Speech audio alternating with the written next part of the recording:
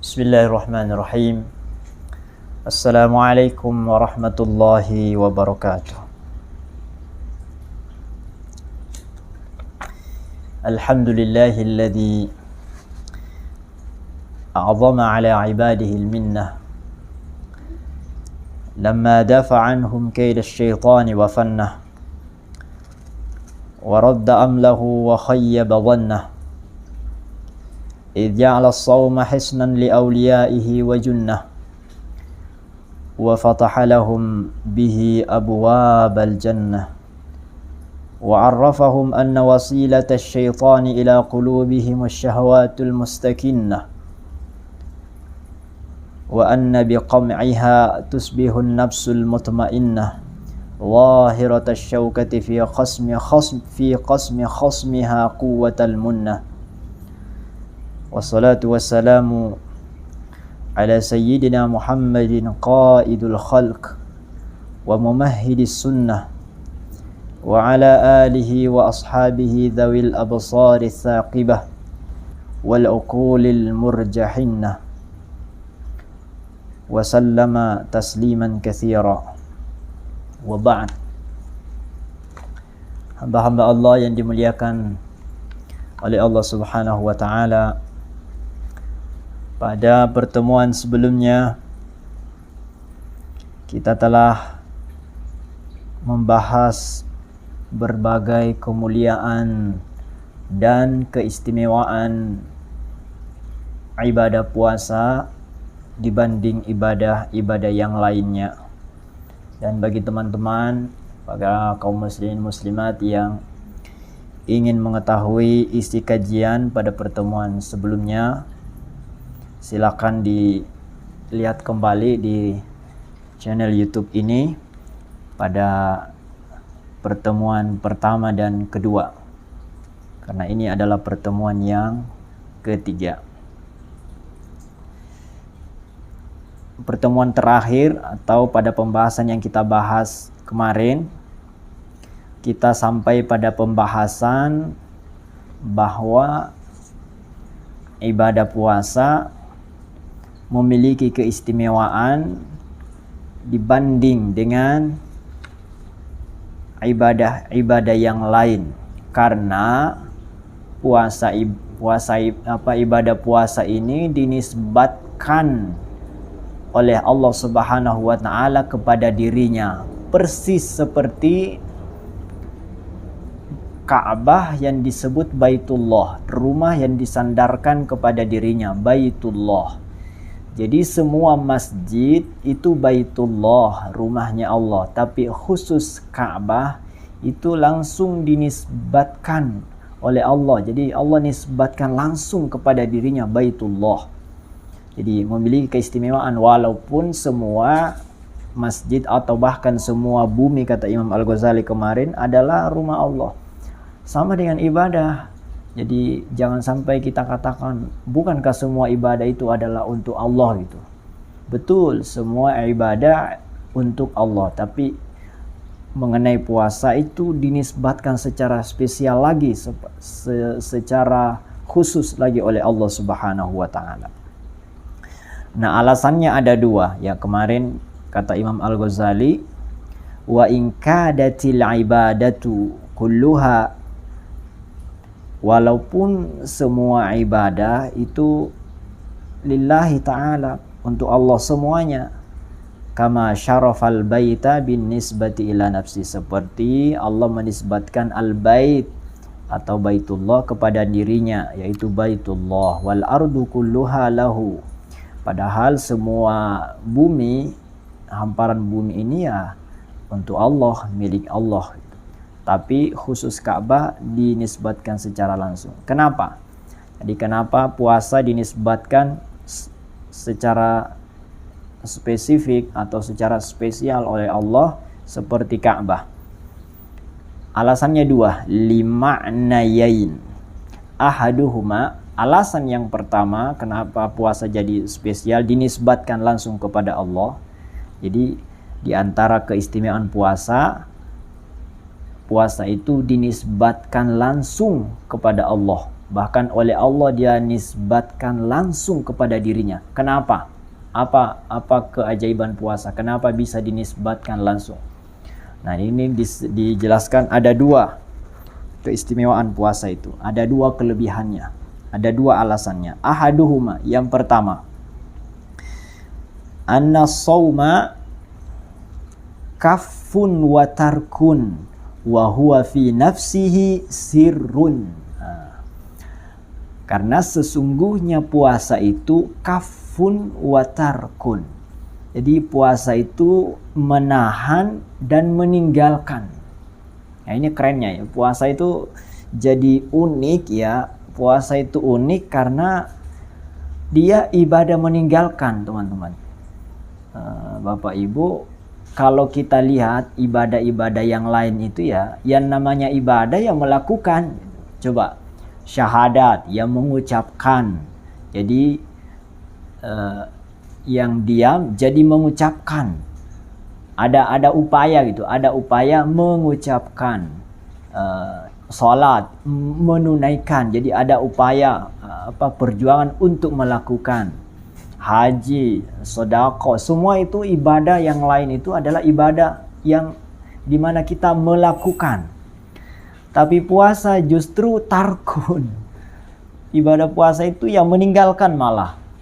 Jadi kalau ibadah yang lain kita berjuang untuk bisa melakukan, kalau puasa justru meninggalkan. Jadi unik itu. Ibadah yang negatif gitu. Maksudnya bukan negatif, nggak baik. Tapi justru meninggalkan sesuatu. Ya, meninggalkan makan, meninggalkan minum, ya, dan yang lain-lain. Tapi justru di sanalah beratnya puasa itu ya. Karena meninggalkan sesuatu yang biasa. Padahal secara logika ya, ibadah kan, puasa itu kan nggak butuh biaya gitu ya. Kalau sholat kan butuh biaya, harus punya pakaian, harus punya tenaga, harus punya waktu dan seterusnya. Kalau puasa malah meninggalkan kan yang harusnya biasa kita bayar makan ini malah nggak makan. Jadi justru gratis puasa itu. Ya unik ya. Jadi kafun wa tarkun, menahan dan meninggalkan. Wa huwa fi nafsihi sirrun, dan puasa itu sendiri pada dirinya, artinya puasa itu sendiri itu sirrun, rahasia. Nah, ini yang pertama ya. Jadi puasa itu menjadi spesial, menjadi dinisbatkan langsung oleh Allah karena punya kelebihan pertama, karena puasa itu rahasia. Kita nggak bisa tahu. Coba orang puasa sama yang nggak puasa bedanya apa? Nggak ada. Jadi bedanya nggak ada. Nggak bisa kita lihat secara lahiriah, oh dia puasa. Kalau sholat ya kelihatan, oh dia sholat. Dia nggak sholat. Duduk-duduk berarti nggak sholat. Kalau ngobrol berarti nggak sholat. Nah kalau puasa, nggak bisa kita pastikan dia nggak puasa gara-gara penampilannya. Nggak kelihatan. Karena itu ibadah puasa itu sir. Mungkin ada yang bilang gini, oh enggak, beda kalau orang puasa itu lemas. Ya belum tentu juga orang yang lemas itu puasa ya. Dan belum tentu orang yang nggak lemas itu nggak puasa kan. Jadi sudahlah, puasa itu sir lah, nggak bisa ketahuan, nggak ada bedanya. Jadi itu ibadah rahasia khusus seseorang dengan Allah Subhanahu wa ta'ala. Laisa fihi amalun yushahidu. Puasa itu nggak punya di dalam puasa itu nggak ada amal yang bisa dilihat, nggak ada indikasi yang bisa kita saksikan dari puasa itu, karena itu dia sir ya, nggak ada yang bisa tampak. Fajami'u a'mali ta'ati bimashhadin minal khalqi wa mur'a atau wa mar'a. Padahal semua amal ibadah ketaatan itu bisa disaksikan bimushhadin, Jadi ibadah-ibadah puasa, ibadah-ibadah yang lain itu, ketaatan apapun itu bisa dilihat oleh manusia, minal khalqi wa mur'a, dan bisa dilihat ya dari kata ro'a. Wa shaumu la yurahu illallah subhanahu wa ta'ala. Sementara puasa nggak bisa dilihat kecuali Allah subhanahu wa ta'ala. Atau wa shaumu la yurahu bisa. Puasa tidak bisa dilihat kecuali oleh Allah Subhanahu wa taala. Fa innahu amalun fil batin bis sabril mujarradi. Karena puasa itu amal batin, amal yang batin,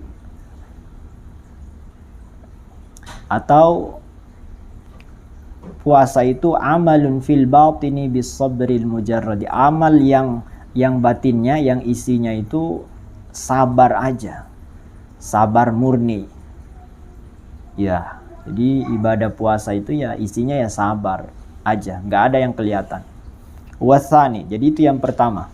Kenapa puasa itu Allah spesialkan, Allah nisbatkan langsung kepada dirinya? Pertama karena dia ibadah yang sir, nggak kelihatan. Wasani, yang kedua, annahu qahrun li'aduwillahi azza wa jal. Nah, ini karena sesungguhnya ibadah puasa itu qahrun, mengalahkan li'aduwillahi, terhadap musuh Allah azza wa jal. Nah, jadi puasa itu mengalahkan nafsu, mengalahkan syaitan.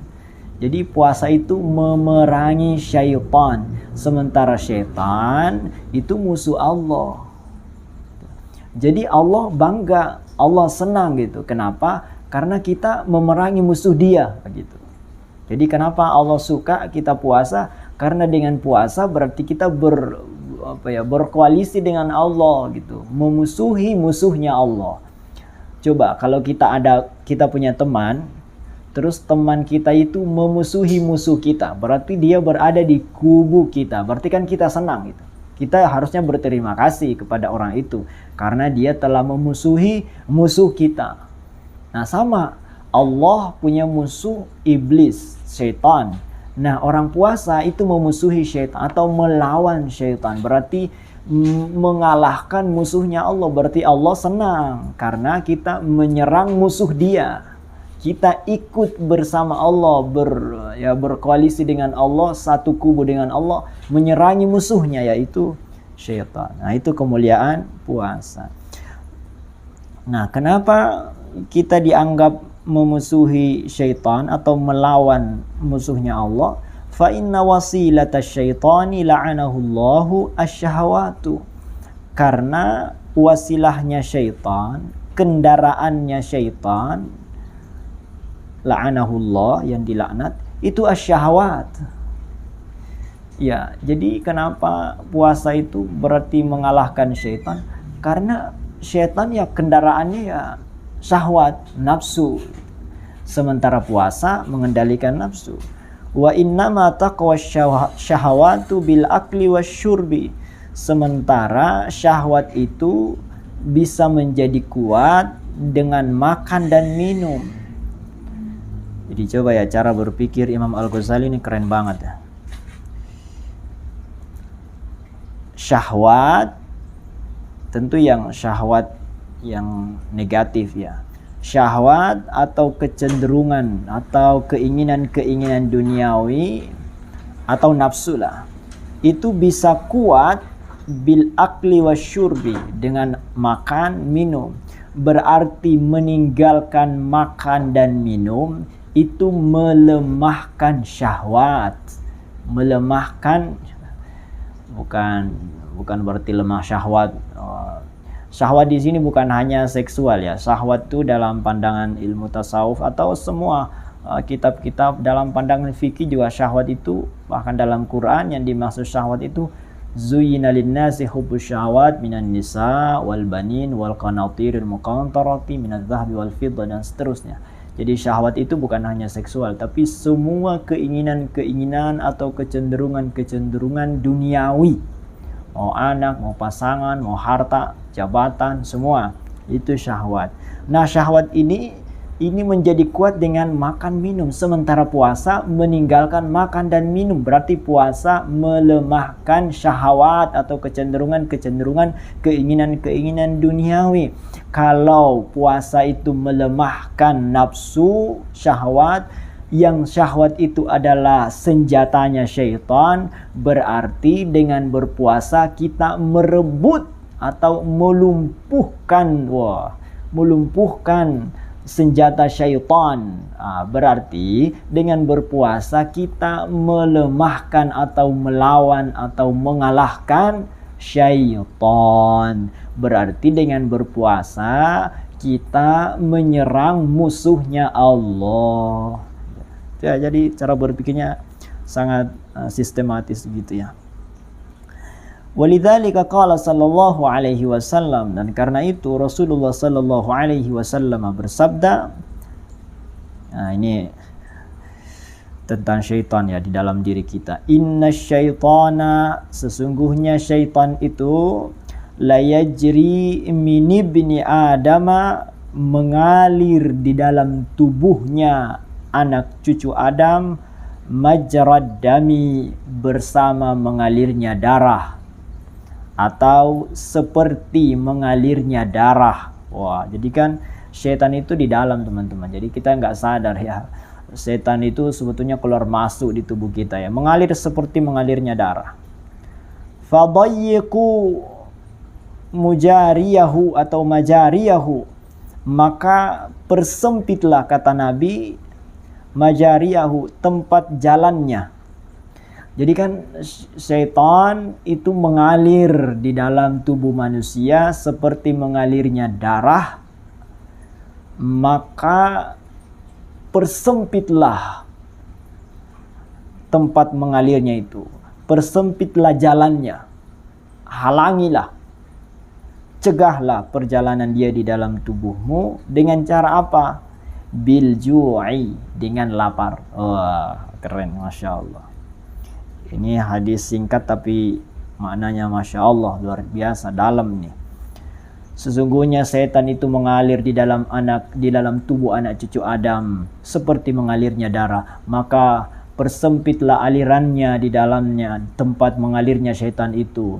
Tahanlah setan di dalam diri kita, atau cegahlah, atau halangilah. Dengan cara apa? Bil ju'i, dengan lapar. Maka puasa itu sesungguhnya melawan syaitan atau mempersempit jalannya syaitan di dalam tubuh kita. Walidzalika qala sallallahu alaihi wa alihi wa sahbihi wasallam li Aisyah radhiyallahu taala anha. Karena itu Rasulullah sallallahu alaihi wasallam bersabda kepada yang mulia Sayyidatina Aisyah radhiyallahu anha. Beliau bersabda kepada Sayyidah Aisyah, dawimi qar'a bil jannah. Dawimi, dawamkanlah, terus meneruslah, qar'a bil jannati, terus meneruslah mengetuk pintu surga. Ini karena beliau perempuan, jadi fi'il amarnya dawimi. Itu ada tambahan ya. Tuh yang pernah ngaji bahasa Arab tahu tuh, fi'il amar kepada perempuan itu ada cirinya khusus ya, pakai ya di akhirnya. Dawimi. Kalau laki-laki ya dawim. Dawimi qara'a babil jannah. Terus meneruslah mengetuk pintu surga, wahai Aisyah. Qalat bimadza? Kata Aisyah, beliau bertanya, gimana caranya mengetuk pintu surga terus menerus itu? Qala sallallahu alaihi wasallam, beliau menjawab, bil ju'i, dengan lapar. Wah, jadi lapar itu sesungguhnya mengetuk-ngetuk pintu surga. Wa sayati fadailul ju'i, dan akan dijelaskan panjang lebar, akan datang penjelasan tentang ju', tentang puasa, fi babi syarrihi ta'am wa ilajihi min rubu'il muhlikat. Oh, ini akan dijelaskan pada bab tentang sisi negatif banyak makan. Jadi keburukan dari makan itu akan dijelaskan dalam kitab Ihya ini, wa ilajihi, dan cara mengobatinya banyak makan itu. Min rubu'il muhlikati, pada bab tentang rubu'il muhlikat. Jadi ini ada bagian dalam kitab Ihya seperti yang kita jelaskan kemarin pada pertemuan pertama, bahwa kitab Ihya itu ada empat bagian ya, 4 kuadran. Jadi yang pertama tentang ibadah, yang kedua tentang muamalah, yang ketiga tentang muhlikat ya. Muhlikat. Dalam kitab muhlikat ini bagian ketiga, di sana ada penjelasan tentang bahaya atau keutamaan lapar. Bagi teman-teman yang ingin mendalami tentang keistimewaan lapar, dan jeleknya makan, jeleknya kenyang ya. Jadi keutamaan lapar dan bahaya kenyang. Itu ada di bab tentang al-muhlikat. Mungkin suatu saat nanti kita akan baca ya. Keren itu. Di kerennya lapar dan bahayanya kenyang. Falamma kana as-sawmu 'ala al-khususi qam'an lisyaitani wa saddan limasalikih wa tadyiqan limajarihi. Nah, kalau demikian, di mana puasa itu falamma kana as-sawmu, jika saja, atau ya, kalau puasa secara khusus adalah menolak syaitan atau melawan syaitan, wasaddan limasalikihi, dan menutup jalan-jalannya, watadyiqan limajarihi, dan mempersempit tempat mengalirnya di dalam seperti darah. Jika puasa seperti itu, nah ini kalimat syarat ya, jadi atau pembukaan gitu. Jadi kalau begitu puasa itu secara khusus menolak syaitan, mengalahkan syaitan, menutup jalannya, mempersempit pengalirannya, istahaqqa at-takhsisa bin nisbati ilallahi ta'ala. Maka wajar kalau syaitan itu menjadi takhsis, menjadi mulia, menjadi spesial, menjadi khusus, bin nisbati, dengan dinisbatkannya kepada Allah Subhanahu wa taala. Jadi wajar kalau puasa itu istimewa, khusus, karena dengan dinisbatkan kepada Allah Subhanahu wa taala, karena yaitu tadi dia melawan syaitan, menutup jalannya syaitan, dan mempersempit tempat mengalirnya syaitan di dalam tubuh manusia. Fafi qam'i aduwillahi nusratullahi subhanah. Dan ini penting ya, maka di dalam mengalahkan atau melawan musuhnya Allah, dalam melawan musuh Allah itu nusratullahi subhanah, pasti ada pertolongan Allah.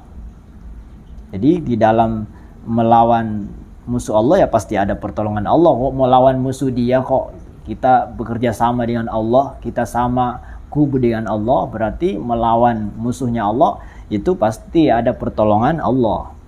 Wa nusratullahi ta'ala mauqufatun 'alan nusrati lahu. Dan ini penting.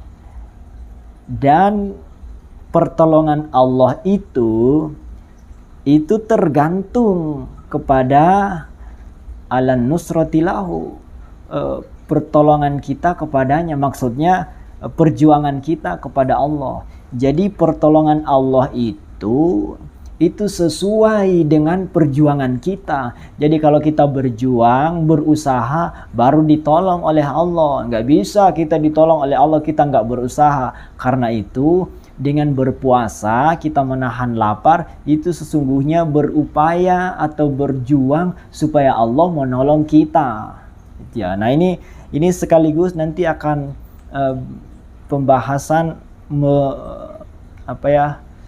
terkait dengan takdir, terkait dengan nasib gitu. Jadi Kita harus berusaha dulu supaya Allah menolong. Gak bisa Allah menolong kita nggak mau berusaha. Kita harus berusaha dulu, nanti Allah akan memberikan pertolongan. Jadi kita harus bersusah payah dulu menahan lapar, menahan haus, baru Allah menolong kita. Karena dengan pertolongan Allah lah kita bisa melawan iblis, kita bisa mengalahkan syaitan. Jadi nggak bisa kita katakan, wah iblis itu kalah karena aku berusaha menahan lapar, menahan haus itu. Karena saya sudah berusaha, aku mengalahkan iblis. Nggak bisa. Kita bisa mengalahkan iblis, mengalahkan syaitan karena nusratullah, pertolongan Allah. Cuman pertolongan Allah datang itu karena diawali dengan perjuangan kita, usaha kita, upaya kita, ikhtiar kita, yaitu berjuang menahan lapar. Aduh, lengkap banget ini penjelasan beliau. Qala Allah Ta'ala, ini dalilnya nih. Kenapa? Jadi kenapa kok Allah itu memberikan pertolongan sebelumnya? Kenapa kita harus berusaha? Ini dalilnya. In tansurullaha yansurkum wa yuthabbit aqdamakum. Jika kalian semua menolong Allah, yansurkum, maka Allah pun menolong kalian. Jadi kita harus berusaha dulu, berjuang gitu. Jadi sesungguhnya ini dalil biasanya digunakan oleh sebagian orang melawan kezaliman, ya kan? Amar ma'ruf nahi mungkar. Kita harus membela agama Allah. Biasanya ayat ini digunakan ya. Jadi untuk berjuang membela Allah, membela agama Allah, membela Al-Qur'an dan seterusnya. Ya bisa aja ayat itu digunakan. Tetapi di sini Imam Al-Ghazali itu memberikan tafsir yang lain. Tafsir ini berbicara tentang mengalahkan atau menolong Allah dalam arti kita melawan syaitan. Jadi kita bersekutu atau berkoalisi dengan Allah untuk melawan syaitan. Jadi kita melawan syaitan berarti menolong Allah atau bersama Allah, berkoalisi dengan Allah untuk melawan syaitan. Itu. Jadi puasa itu sesungguhnya menolong Allah. Intang surullaha, walaupun Allah nggak butuh pertolongan ya, tapi dengan cara berpuasa kita seolah-olah menolong Allah atau kita bersama Allah memerangi musuhnya. Jadi jika kalian menolong Allah, maka Allah akan menolong kalian dan akan menguatkan aqdamakum, jejakmu atau langkahmu. Ini ada di dalam Quran di surah Muhammad ya. Ya. Di surah Muhammad ayat 7.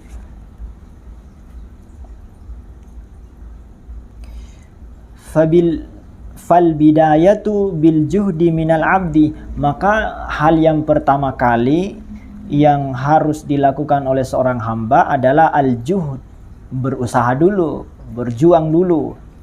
Jadi ayat ini memberikan isyarat penjelasan bahwa supaya kita ditolong oleh Allah, kita harus berusaha dulu, berjuang dulu, yaitu melawan nafsu, melawan makan, minum dan seterusnya.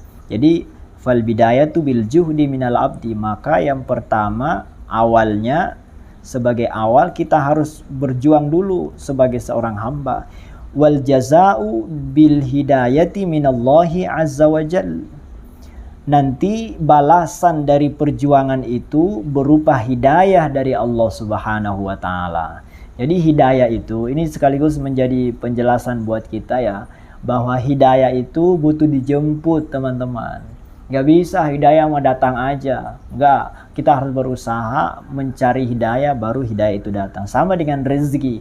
Rezeki itu pasti datang, tapi harus dijemput. Kita harus berusaha, berikhtiar untuk menjemput, baru rezeki itu datang. Jadi bukan berarti usaha itu yang mendatangkan, bukan. Allah yang mendatangkan rezeki, Allah yang mendatangkan hidayah. Tetapi Allah bisa mendatangkan sesuai dengan Allah juga melihat apa yang kita lakukan. Karena Allah itu adalah syakur. Allah itu maha mensyukuri, membalas. Jadi kalau kita berjuang, Allah akan berikan balasan. Itu ya, jadi jangan dipertentangkan. ikhtiar atau tawakal. Oh, itu berarti belum ngaji. Udah sering kita jelaskan itu. Jadi kita berjuang dulu, baru Allah memberikan petunjuk, pertolongan dan hidayahnya. Walidzalika qala ta'ala. Itulah mengapa Allah Subhanahu wa taala berfirman di dalam surah ini, surah Al-Ankabut ayat 69. A'udzubillahi minasyaitonir rajim. Walladzina jahadu fina lanahdiyannahum subulana. Dan orang-orang yang berjuang, tuh harus berjuang dulu. Orang-orang yang berjihad, jahadu, bermujahadah, berjuang melawan hawa nafsunya, mengendalikan keinginan-keinginannya, syahwatnya. Maka yang dimaksud di sini adalah orang-orang yang mengendalikan syahwatnya, jahadu. Jahadu itu maksudnya mujahadah ya. Makanya jihad itu ada 3 tingkatan. Ada namanya jihad, ada ijtihad, ada mujahadah. Jihad itu lawan fisik, berjuang fisik. Jadi kuliah, belajar, itu jihad tuh. Berperang, mendidik anak, mencari rezeki, itu semua jihad. Jadi perjuangan fisik. Yang kedua ijtihad, itu perjuangan nalar, ya, olah pikir. Jadi perjuangan mencari kebenaran dengan belajar terus, mendalami ilmu, itu namanya ijtihad. Akhirnya nanti menetapkan, oh hukumnya ini, oh kalau begini ini tidak boleh, ini yang boleh. Itu namanya ijtihad, perjuangan akal, logika. Nah, yang ketiga yang paling tinggi namanya mujahadah, perjuangan batin, yaitu seperti puasa ini, mengendalikan hawa nafsu. Jadi walladzina jahadu fina, orang-orang yang berjuang, berusaha mengalahkan syaitan dengan mengendalikan hawa nafsunya, fina, di dalam jalan kami, kata Allah. Orang yang berjuang inilah orang yang berusaha, berikhtiar, lanahdiyannahum subulana, kami akan memberikan hidayah, jalan kami, aku akan menunjukkan jalan-jalan kami. Jadi Allah mau bilang, dan orang-orang yang berusaha itu yang akan aku berikan hidayah, aku akan tunjukkan, aku akan bantu. Jadi yang aku bantu adalah yang berjuang, yang aku beri rezeki yang berusaha mencari rezeki, yang aku beri ilmu yang berusaha belajar ngaji, itu yang akan aku berikan ilmu. Semua. Jadi semua itu kita harus usahakan. Upayakan, jangan tinggal diam atas nama tawakal, dia mau nggak boleh. Tawakal itu ya dengan ikhtiar. Wa qala ta'ala, ini dalilnya banyak ini yang beralasan tawakal udah takdir. Ini ayatnya banyak. Wa qala ta'ala, Allah Subhanahu wa taala berfirman di surah Ar-Ra'd ayat 11 nih ya. Innallaha la yughayyiru ma biqaumin hatta yughayyiru ma bi anfusihim. Ini ayat populer. Sesungguhnya Allah Subhanahu wa taala tidak akan mengubah keadaan satu kaum jika atau sampai kaum itu sendiri yang merubah diri mereka sendiri. Jadi Allah tidak akan mengubah keadaan kalau bukan mereka yang merubah sendiri. Jadi Allah, intinya Allah tidak akan memberi kalau dia nggak berusaha gitu. Aku hanya memberi yang mau berusaha gitu. Jangan yang tinggal diam. Wa innamat taghyiru bikasri syahawati. Dan perubahan itu hanya bisa diperoleh dengan, nah ini tafsirnya Imam Al-Ghazali nih. Jadi maksud ayat sesungguhnya Allah tidak merubah keadaan suatu kaum sampai mereka merubah diri mereka sendiri. Merubah maksudnya merubah di sini kata Imam Al-Ghazali, wa innamat taghyiru bikasri syahwat. Perubahan itu bisa diperoleh hanya dengan bikasri syahwat, dengan mengendalikan nafsu atau syahwat, dengan mematahkan syahwat, dengan melawan atau mengendalikan syahwat. Kenapa? Kenapa dengan mengendalikan syahwat kita bisa mendapat perubahan atau pertolongan Allah? Fahiya murta'us syayatin atau marta'us syayatin wa mar'ahum. Karena syahwat itu, kenapa dengan mematahkan syahwat, mengendalikan syahwat kita bisa mendapat pertolongan Allah atau keadaan kita dirubah oleh Allah Subhanahu wa taala? Karena syahwat itu tempat bermainnya syaitan, ya. Marta'u syayatin, tempat bermainnya syaitan, lapangannya syaitan itu. Wa mar'ahum, dan tempat berkembang biaknya syaitan. Intinya tempat tinggalnya syaitan, ya. Singgasananya syaitan. Fama damat mukhsibatun, maka ketika tempatnya syaitan itu atau nafsu itu, syahwat itu subur atau kondisinya tidak dikendalikan, jika syahwat itu dibiarkan subur atau tumbuh nggak dikendalikan karena tempat makannya syaitan, ya, tempat main-mainnya, jika tempat itu tidak dikendalikan, aman, subur, tumbuh, lam yanqati taradduduhum, maka syaitan tidak akan berhenti lalu lalang di situ. Jadi syahwat adalah tempat main-mainnya syaitan, tempat berkembang biaknya syaitan, sarangnya syaitan. Ini bahasa bagusnya, sarangnya syaitan.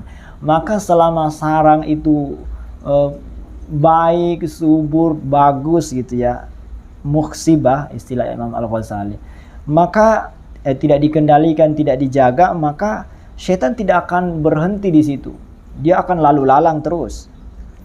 Wa madamu yataraddadun, dan ketika syaitan terus lalu lalang di syahwat, tidak dikendalikan, dia bebas di situ, lam yang kashif lil abdi jalalullahi subhanah, maka pada saat itu tidak akan tersingkap bagi hamba itu jalalullah.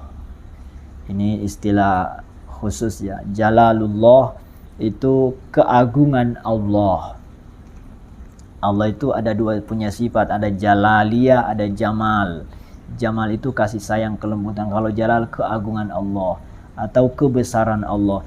Jadi nggak bisa tersingkap, orang tadi tidak bisa merasakan keagungan Allah, kebesaran Allah, kalau setan masih terus lalu lalang di situ. Ya, namanya setan kan keluar masuk, kan mengalir dalam diri kita. Nah, kalau tempat mainnya yang namanya syahwat itu, keinginan makan, minum, dan seterusnya itu, seksual dan seterusnya itu, tempat bermainnya, lalu lalangnya syaitan itu nggak ditutup, maka syaitan terus lalu lalang, bolak-balik di situ, menghalangi kita dari Allah. Nah, kalau syaitan terus ada di situ, ya gimana kita akan merasakan keagungan Allah? Kita terhalang dari melihat kebesaran Allah. Ya, namanya setan lewat terus gitu kan, lewat terus gini-gini, kan terhalang kita. Iya, antara kalbu kita dengan Allah, kita nggak bisa melihat kekuasaan Allah. Walau dia di depan kita terus. Seperti kalau kita di depan rel kereta api kan, kalau kereta apinya lewat kan kita nggak bisa lihat seberang. Oh, kereta apinya panjang, kayak gitu. Ya, ilustrasinya, ya. Nah, ini bagian terakhir. Wa qala sallallahu alaihi, masih ada, ya. Wa kana mahjuban an liqaihi, dan orang tersebut akan mahjuban, terhijab, terhalang, an liqaihi, dari bertemu dengan Allah. Gak bisa ketemu dengan Allah, gak bisa dekat dengan Allah. Salatnya gak akan pernah khusyuk orang yang bersama syaitan, karena yaitu keretanya lewat di depan matanya, gimana mau melihat keagungan Allah, gimana mau khusyuk? Oh, dia terhalang dari Allah kok. Masya Allah, ini penjelasan yang keren banget. Jadi betapa puasa itu luar biasa dahsyatnya, ya, rahasianya. Ini rahasia puasa ini. Makanya kita nggak sia-sialah membaca kitab ini, kita jadi tahu begitu dahsyatnya rahasia puasa yang begitu dalam. Wa qala sallallahu alaihi wasallam, dan Rasulullah sallallahu alaihi wasallam bersabda, hadis ini diriwayatkan oleh Al-Imam Ahmad di dalam musnadnya, laula anna syayatina yahumuna ala qulubi bani Adam lanadharu ila malakutis sama, atau redaksi lain lanadharu ila malakutis samawat. Jika saja, kata Nabi, jika saja syaitan, andai kata syaitan itu tidak menghalangi manusia, atau tidak menghalangi hatinya manusia dari Allah, maka mereka akan bisa melihat kerajaan langit. Wah. Jadi kita itu terhijab oleh syaitan, teman-teman, ya, hamba-hamba Allah. Kita ini terhijab oleh syaitan. Kenapa kita sholat kita nggak khusyuk, sedekah kita nggak khusyuk, baca Quran kita nggak khusyuk, kita seperti jauh dari Allah. Sesungguhnya Allah itu dekat. Hanya kita ini terhijab, terhalang oleh syaitan. Kenapa kita terhalang oleh syaitan? Karena tempat main-mainnya, tempat berkembang biaknya kita nggak kendalikan, kita nggak tutup. Lubangnya syaitan itu kita nggak tutup. Apa tempat main-mainnya, lubangnya, tempat mainnya syaitan? Ya nafsu syahwat itu. Selama ini syahwat kita mau ini dipenuhi, mau ini dipenuhi, ingin ini dipenuhi. Jadi semua keinginan syahwat kita selama ini, kecenderungan, keinginan duniawi semua terpenuhi. Maka syahwat kita subur. Syahwat kita subur dan itu sarangnya syaitan. Karena sarangnya syaitan subur, aman, damai, tentram, maka syaitan berkembang biak di situ. Karena syaitan berkembang biak di dalam diri kita melalui syahwat kita, maka wajar kalau kita terhalang, nggak bisa melihat kerajaan langit. Makanya orang yang bersih hatinya itu batinnya, dia akan melihat suasana langit. Dia akan menyaksikan alam langit. Nanti akan mungkin ada pembahasan khusus tuh tentang melihat alam langit. Jadi orang yang melihat alam langit itu akan berbeda dengan orang yang tidak melihat kerajaan langit. Pandangan langit itu penting teman-teman. Jadi jangan sampai pandangan kita melihat bumi terus. Sesekali kita pakai kacamata langit. Wah. Fa'an hadzal wajhi, maka dari segi ini shara shaumu babal ibadati, puasa itu menjadi pintunya ibadah. Wa shara junnatan, dan puasa itu benar-benar menjadi tameng, perisai, pelindung ya. Seperti yang dijelaskan panjang lebar tadi.